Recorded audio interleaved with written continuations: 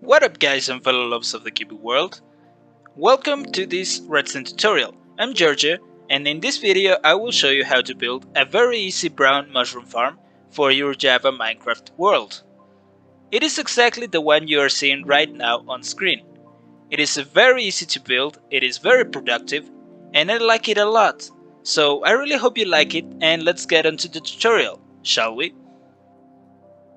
So to start the farm, we're gonna first clear the area for the collection system. We're gonna count 9 blocks like this, and then we're gonna count 9 more blocks this way, so 3, 6, and 9. We're gonna clear all this middle area to form a square. Once you have an area just like this, you will want to dig a trough here for the hoppers to go in.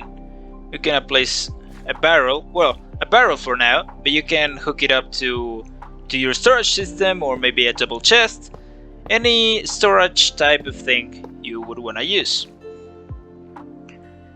The hoppers go facing all the way that way, so if we throw any item in here, it's gonna end up in the barrel just like that. Now we're gonna place water all the way here in the back, just like so. And the water is gonna push all the items into the hoppers.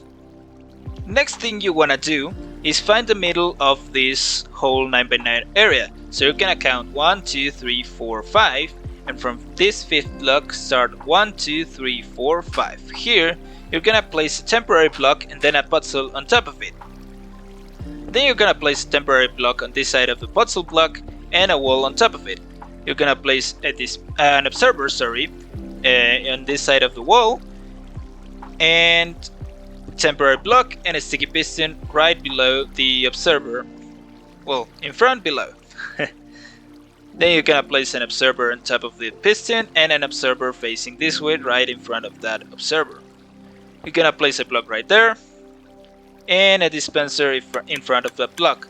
The dispenser is gonna start triggering. To turn off the dispenser, we're gonna use a trapdoor. We're gonna place a trapdoor in front of this wall, and we're gonna open it.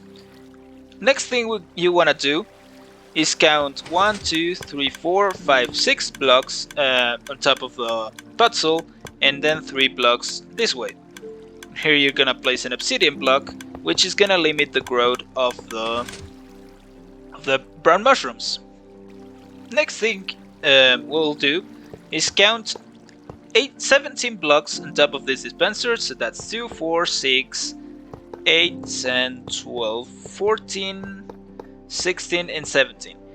On the 18th block, we're gonna place a honey block. We can now break all these temporary blocks, and on top of these honey blocks, we're gonna place 3 more honey blocks. Then we'll grab some slime blocks, and we'll count 2 blocks from the top, so 1, 2. In the second block, we're gonna place a slime block in front of it, and then another slime block to its left.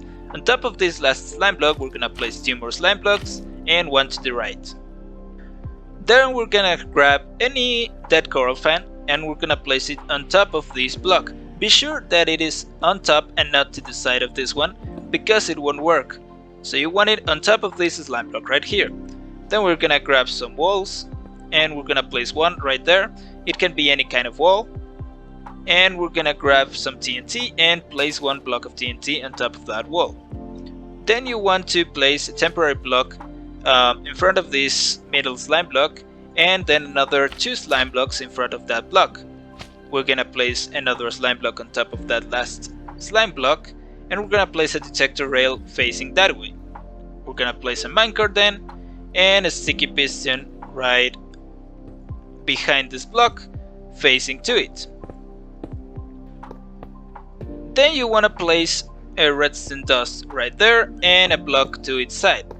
Behind that redstone dust and that block, we're gonna place 2 repeaters, one on 2 ticks and the other one on 4 ticks. We're gonna place 2 more blocks right here, one with the redstone dust, and to the right of this repeater, we're gonna place a block with the redstone torch to its side. On its side, sorry. We're gonna place a lever right below this block, and we're gonna place a redstone dust on this block. It's gonna connect to the redstone torch. Next thing we're gonna do is we're gonna place a comparator facing this block and a redstone dust on top of it. We're gonna place 2 hoppers right behind this comparator facing each other. Then we're gonna place another comparator facing outside of these hoppers and an obsidian block in front of that comparator with a redstone dust on top of it. We're gonna place 2 sticky pistons, each one in front of each of the redstone dusts, and a redstone block in between those 2 pistons. We're gonna right click to enter this right hopper, and we're gonna place any 4 items that you want inside of it.